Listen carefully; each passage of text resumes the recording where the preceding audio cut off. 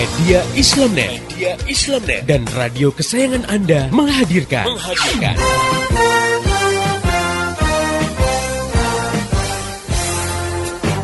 Voice of Islam. Voice of Islam. Voice of Islam. Saya pernah nonton satu acara televisi, di situ ada party, pesta-pesta di sebuah diskotik, lalu dibikin kuis. Cuman kuis itu syaratnya hanya boleh diikuti oleh pengunjung yang bawa alat kontrasepsi, alias kondom. Ternyata banyak yang bawa. Paling datang itu anak muda semua gitu kan. Kita ditanya, kenapa kamu bawa? Loh, kita kan nggak tahu apa yang terjadi setelah ini. Wow, jadi kan sudah sedia payung sebelum hujan gitu ya. Sedia kondom sebelum berzinah. Astagfirullahaladzim ya. Kenapa kok seperti terjadi? Karena satu, karena kita sudah hidup di alam sekuler. Hidup dengan landasan memisahkan agama dari kehidupan. Jadi agama udah nggak dipandang. Asma binti Yazid al-Ashhaliyah yang sedang dia ingin menanyakan satu masalah di hadapan Nabi dan para sahabat. Yang saat itu ada forum Nabi dengan para sahabat. Nah, saat itu Asma menanyakan tentang kedudukan peran perempuan dalam rumah tangga dibandingkan dengan peran kaum laki-laki ya. Bagaimana posisinya? Apakah perempuan itu bisa meraih pahala yang seperti laki-laki lakukan gitu ya? Nah, saat itu Rasulullah memuji pertanyaan yang diungkapkan Asma itu di hadapan para sahabat. Nah, ini kan menggambarkan ya bahwa saat itu Asma berbicara, kan ada suaranya di hadapan para sahabat dan Rasulullah memuji dan membiarkan, dan ini menunjukkan bahwa suara itu bukan aurat gitu. Dalam Islam, kehidupan laki-laki dan perempuan itu diatur baik dalam kehidupan umum. Misalnya dalam pergaulan di sekolah, di terminal, di jalanan umum, di perkantoran ya gitu.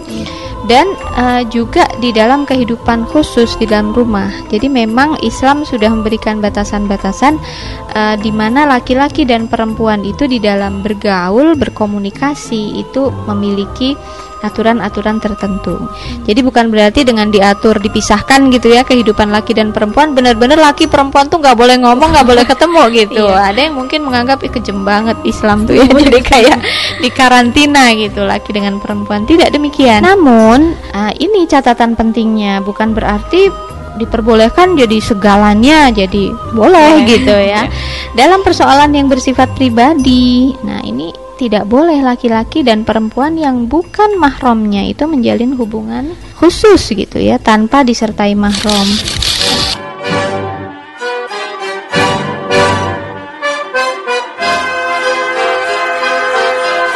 Voice of Islam. Voice of Islam. Voice of Islam.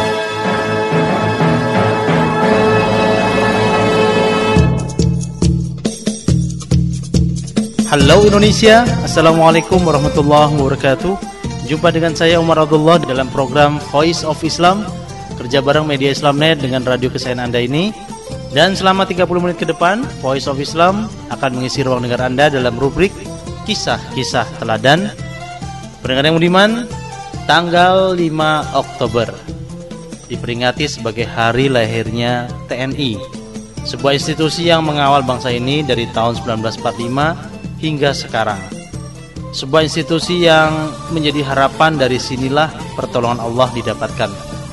Oleh karena itu, pendengar yang beriman, kali ini Kisah-Kisah Teladan mengangkat judul Bangkitlah Tentaraku, Raihlah Surga, Jadilah Pembela Agama Allah.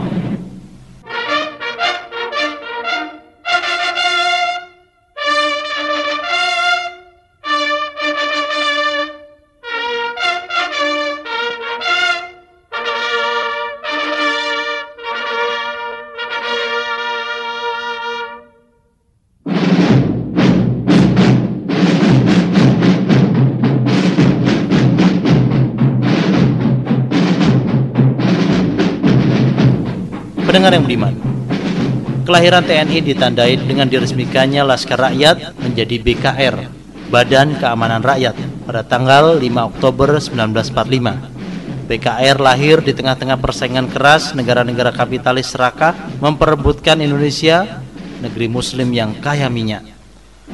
Negara kapitalis Inggris, Belanda, dan Amerika di satu sisi berhadapan-hadapan dengan negara kapitalis Jepang di sisi lain. Pendengar yang beriman, BKR dibentuk dari berbagai unsur perlawanan rakyat, Pimpinannya sebagian berasal dari PETA yang didukung 60 batalion senapan, unsur perwira-perwira Kenil yang tidak membawa anak buah, dan para pasukan Heiho, Hansip buatan Jepang. Pendengar yang budiman, PETA adalah tentara sukarela, singkatan dari Pembela Tanah Air. Tentara ini dibentuk oleh Jepang pada tanggal 3 Oktober 1943. PETA dibentuk oleh Jepang untuk memperoleh dukungan maksimum dari rakyat Jawa yang notabene adalah Muslim untuk menghadapi sekutu Amerika, Inggris, dan Belanda. Oleh karena itu, PETA dipimpin oleh para ulama sebagai para komandan batalion, para komandan kompi dan peleton dari anak-anak priayi dan eks-pegawai gubernuran, dan untuk bintara diambil dari pemuda Muslim. Para ulama pendiri PETA adalah Kiai Haji Mas Mansur, Tuan Guru Haji Mansur, Tuan Guru Haji Yakob, Haji Muhammad Sadri, Kiai Haji Adenan, Tuan Guru Haji Khalid, Kiai Haji Junaidi, Dr. Haji Kamre Amrullah, Haji Abdul Majid, dan Mukhtar. Panji-panji tentara PETA berlambang bulan bintang putih di atas dasar merah. Pendengar yang beriman, setelah Jepang menyerah tanpa syarat kepada Amerika, Belanda bersama Inggris datang ke Indonesia untuk menjajah Indonesia kembali. Rakyat Indonesia bersama tentaranya bergerak melawan kapitalis imperialis Belanda dan Inggris ini. Pada tanggal 7 November 1945, Majelis Syura Muslimin Indonesia yang terdiri dari 4 organisasi yakni Muhammadiyah, Nahdlatul Ulama, Perikatan Umat Islam, dan Persatuan Umat Islam mengeluarkan maklumat yang direkam dengan baik oleh Harian Kedaulatan Rakyat yang berbunyi 60 miliun kaum muslimin Indonesia siap berjihad fi sabilillah. Maka pecahlah perang kemerdekaan Indonesia. Di Surabaya pada tanggal 10 November 1945 pecah perang jihad fi sabilillah. Seruan jihad dari corong radio yang dikobarkan Bung Tomo mampu memporak-porandakan kekuatan Inggris yang menyerbu Surabaya. Jenderal Malabi, Panglima Inggris, tewas dalam pertempuran ini. Di Ambarawa, di Bandung, dan di seluruh antero Indonesia, kaum muslimin bersama tentaranya dipimpin Panglima Besar Jenderal Sudirman berjuang melawan imperialis kapitalis Belanda yang didukung Inggris yang ingin kembali menjajah Indonesia. Di Jawa Timur dipimpin Komandan Resimen Kiai Haji Hasim Asy'ari dengan Komandan Batalionnya Kiai Haji Yusuf Hasim.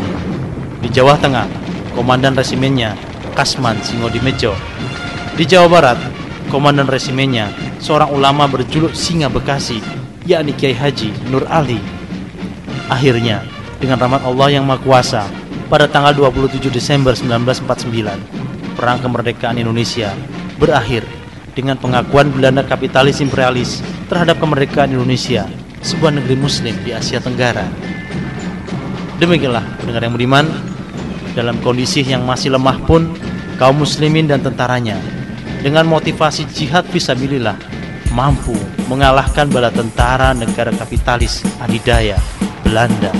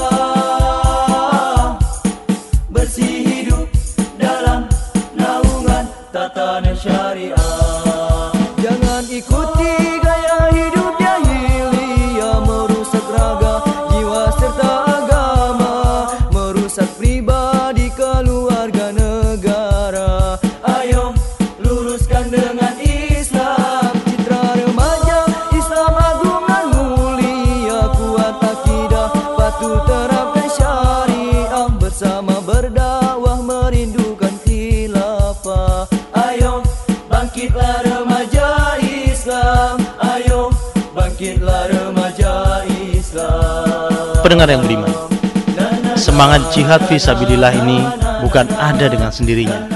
Semangat ini adalah lanjutan Bayangkari Islah Pati Unus dari Kesultanan Demak yang bersama Laskar Kesultanan Aceh melawan Portugis yang menduduki Kesultanan Malaka. Semangat ini adalah semangat pasukan jihad Kesultanan Demak yang dipimpin Wong Agung Pase Fatahillah, pembebas Jayakarta. Semangat Sultan Babullah dari Kesultanan Ternate. Semangat Laskar Sultan Ali Riayat Syah, Sultan Iskandar Muda, Laksamana Malahayati dari Kesultanan Aceh Darussalam. Semangat Laskar Sultan Agung dari Kesultanan Mataram. Semangat pasukan Sultan Ageng Tirtayasa dari Kesultanan Banten. Semangat Laskar Trunojoyo, murid Sunan Giri. Semangat jihad pasukan Sultan Hasanuddin dari Kesultanan Goa Tallo.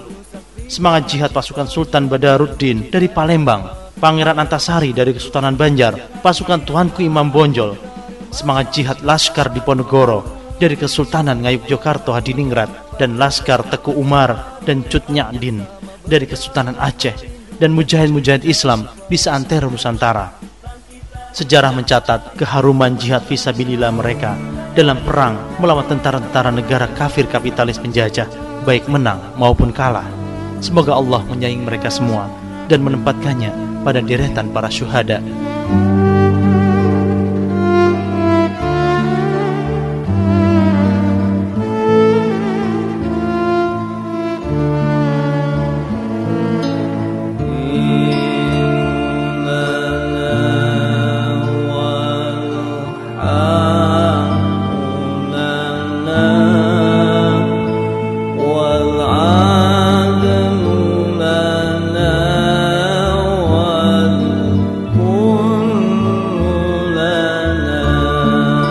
Pendengar yang budiman, Kesultanan-Kesultanan Islam di Nusantara adalah bagian dari khilafah Islamiyah, baik di masa khilafah Abbasiyah Mesir maupun masa khilafah Turki Utsmani.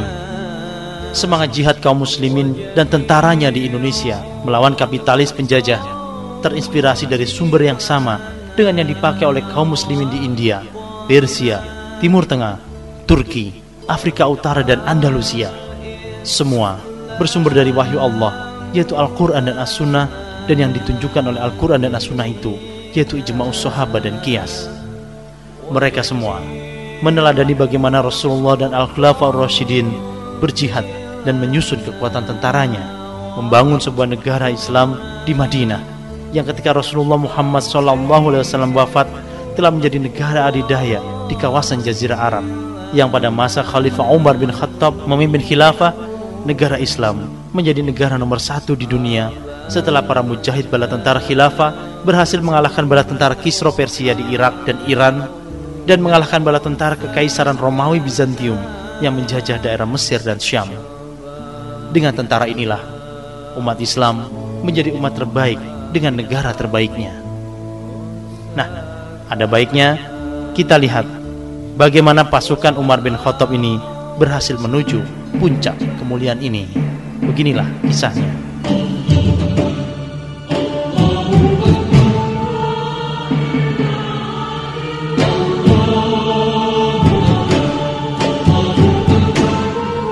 Pendengar yang beriman, pada masa kepemimpinan Umar bin Khattab, khilafah Islam berhasil membebaskan Persia dari Kisra dan membebaskan Mesir dan Syam dari Romawi Bizantium.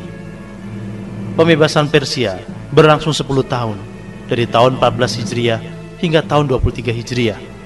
Kota-kota Persia, baik di Irak maupun di Iran, dibebaskan, baik dengan peperangan maupun dengan jalan damai, dengan syarat membayar jizyah bagi mereka yang belum masuk Islam. Pendengar yang beriman, pada tahun 15 Hijriah terjadi perang besar yang sangat bersejarah yang menjadi jalan penaklukan Persia. Perang itu adalah Perang Qadisiyah. 36.000 pasukan Daulah Khilafah Islam yang dipimpin Panglima Sa'ad bin Abi Waqqas berhadapan dengan 120.000 pasukan Persia ditambah 33.000 pasukan gajah yang dipimpin Panglima Rustum. Pada perang ini, Rustum, Panglima Persia, tewas dan pasukan Islam pun menang dengan gemilang. Pada tahun 16 Hijriah, pasukan Islam menuju kota Madain, ibu kota Persia. Mereka terhadang sungai Tigris yang sedang meluap airnya. Nah, dengan yang beriman, pada saat itulah Allah memberikan pertolongan kepada pasukan Sa'ad saat menyeberangi sungai. Sa'ad memerintahkan kepada pasukannya untuk menyebut Hasbunallah wa ni'mal wakil. Artinya, cukuplah Allah bagi kita dan dialah sebaik-baik pelindung. Pendengar yang beriman, 600 orang pasukan perintis sungai dan pengaman pantai seberang sungai dipimpin oleh Asim bin Amir berhasil menyeberangi sungai. Kemudian menyusul pasukan gerak cepat yang dipimpin Kok bin Amir. Kemudian Panglima Besar Sa'ad bin Abi Waqqas dan 60.000 pasukan berkudanya menyusul menyeberangi sungai Tigris yang sedang meluap-luap airnya. Sungai Tigris pun penuh kuda hingga tak tampak lagi airnya. Pendengar yang budiman, setelah menyeberangi sungai Tigris, pasukan Islam memasuki kota Madain yang telah ditinggal pergi penduduknya. Istana Kisra diduduki dengan sangat mudahnya. Pendengar yang budiman, harta rampasan di Istana Kisra yang sangat megah dan indah ini sungguh melimpah. Ditemukan pula perlengkapan Kisra oleh Suraqah bin Ju'shum, seorang muslim yang kala musyriknya mengejar Nabi sallallahu alaihi wasallam saat hijrah ke Madinah. Kala itu oleh Nabi sallallahu alaihi wasallam, Suraqah diberi kabar bahwa dirinya nanti akan mengenakan perlengkapan Kisra. Nah, Sa'ad bin Abi Waqqas mengingatkan hadis tersebut yang sekarang terbukti kebenarannya. Allahu Akbar. Oleh Sa'ad, Iwan atau ruang sidang Istana Kisra dijadikan musola, dikumandangkan azan dan dilakukan sholat Jumat di sana. Allahu Akbar, Allahu Akbar. Pendengar yang budiman, wilayah Syam dan Mesir terletak di utara Jazirah Arab. Pembebasan Syam dan Mesir dari Kekaisaran Bizantium tidak sesulit pembebasan Persia, karena penguasa dan penduduk di kota-kota di Syam membenci pemerintahan Bizantium yang represif terhadap penduduk Syam dan Mesir, walaupun mereka sama-sama beragama Nasrani. Heraklius, sang kaisar Bizantium pun harus pergi dari Damaskus ke Antioquia, kemudian ke Konstantinopel, dan meninggal di sana saat Mesir berhasil dibebaskan oleh pasukan Islam. Pendengar yang beriman, pasukan Islam dengan panglima besarnya Abu Ubaidah bin Al-Jarrah membebaskan Syam dari Bizantium selama 5 tahun, dari tahun 14 Hijriah hingga tahun 18 Hijriah, baik dibebaskan dengan peperangan maupun dengan jalan damai, dengan syarat membayar jizyah bagi yang belum masuk Islam. Sementara di Mesir, pasukan Islam dengan panglima besarnya Amr bin Al-As berhasil membebaskan Mesir dari Bizantium selama 4 tahun, dari tahun 20 Hijriah hingga tahun 23 Hijriah. Pendengar yang budiman, Al-Quds, Yerusalem, Ailia, Baitul Muqaddas adalah nama untuk kota yang sama, yaitu Baitul Maqdis, terletak di selatan Palestina. Pendengar yang beriman, pada tahun 16 Hijriah, setelah pasukan Khilafah Islam berhasil memukul mundur bala tentara Romawi Bizantium, tibalah Khilafah Islam membuka kota Yerusalem atau kota Ilia yang dipimpin Severinus, Uskup Agung Yerusalem. Khalifah Umar melakukan perjalanan dari Madinah ke Yerusalem. Di Al-Jabiyah, sebuah desa di sebelah barat Damaskus, Khalifah Umar membuat perjanjian untuk penduduk Yerusalem. Perjanjian yang dikenal dengan nama Perjanjian Ilia itu berisi jaminan keamanan bagi penduduk Baitul Maqdis dan gereja-gereja, kewajiban membayar jizyah, toleransi beragama, dan larangan bagi Yahudi tinggal di Ilia. Pendengar yang budiman, Uskup Severinus sangat gembira dengan perjanjian itu. Demikian juga seluruh penduduk Yerusalem. Bagaimana tidak, tentara Islam mengakui keberadaan mereka, memberikan jaminan keamanan atas harta, jiwa, dan keyakinan mereka. Tak seorang pun boleh diganggu karena keyakinan agamanya, tak boleh dipaksa dalam keadaan apapun. Mereka sangat gembira karena perjanjian itu membolehkan siapapun dari penduduk meninggalkan kota dan pergi bersama orang-orang Romawi, dan siapapun dari orang-orang Romawi dan orang-orang asing yang tinggal di kota itu boleh tetap tinggal dengan aman. Tak ada keharusan apapun bagi mereka selain membayar jizyah sebagai imbalan keabsahan dan jaminan keamanan bagi mereka. Alangkah besarnya perbedaan ini dengan Heraklius, kaisar Bizantium, yang hendak memaksa penduduk kota itu untuk meninggalkan keyakinan ajaran mereka dan harus mengikuti ajaran agama negara yang resmi, yaitu Kristen. Barang siapa yang menolak, dipotong hidung dan telinganya, dan rumahnya harus dirobohkan. Sungguh, perjanjian dengan negara Khilafah Islam ini merupakan zaman baru yang dibukakan Allah bagi umat Nasrani Yerusalem.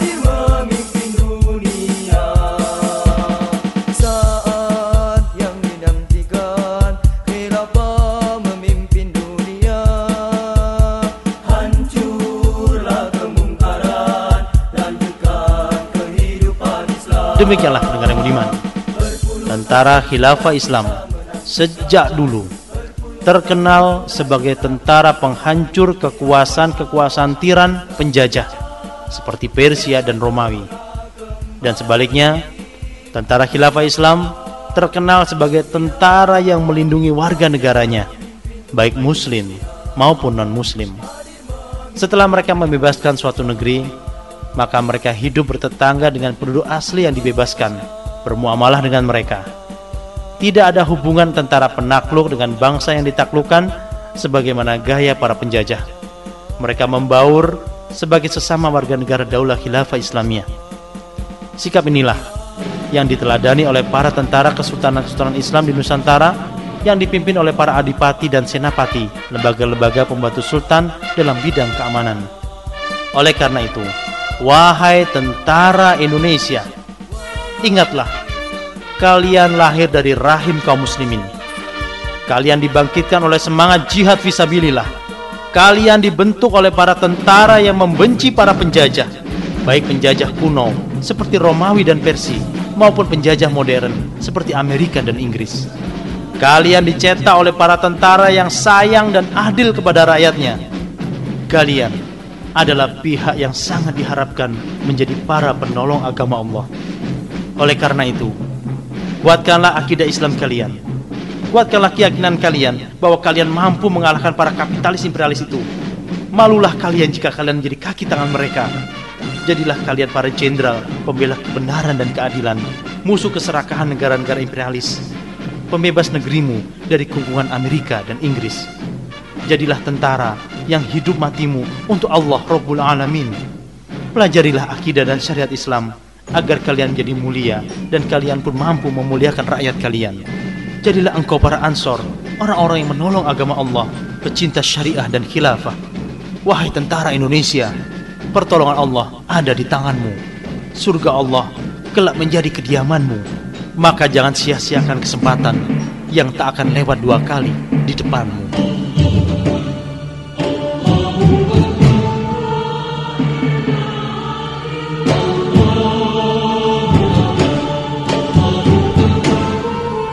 Demikian pendengar yang budiman, kisah-kisah teladan hari ini yang berjudul Bangkitlah Tentaraku, Raihlah Surga, Jadilah Pembela Agama Allah. Mudah-mudahan bisa memberikan teladan kepada kita semua, khususnya tentara Indonesia. Jika Anda punya kisah-kisah teladan yang bagus, bisa Anda kirimkan ke radio kesayangan Anda ini, atau kirim ke email mediaislamnet@yahoo.com. Kritik, saran dan masukan bisa di SMS ke 0856 9492 4411. Untuk informasi lebih jauh tentang Voice of Islam, radio-radio di seluruh Indonesia yang menyiarkannya, topik-topik yang akan dibahas, juga info-info lainnya, silakan klik di www.gaulislam.com. Saya Umar Abdullah sebagai narator dan penulis naskahnya, Davi Erlangga sebagai penata suara dan lagunya, dan seluruh kerabat kerja yang bertugas mengucapkan terima kasih buat pendengar yang telah setia mengikuti acara ini. Pesan saya, sampaikan apa yang Anda peroleh dari acara ini kepada yang lain, agar rahmat Islam bisa segera tersebar luas, termasuk di kota Anda yang tercinta ini. Mari menimbang masalah dengan syariah. Assalamualaikum warahmatullahi wabarakatuh.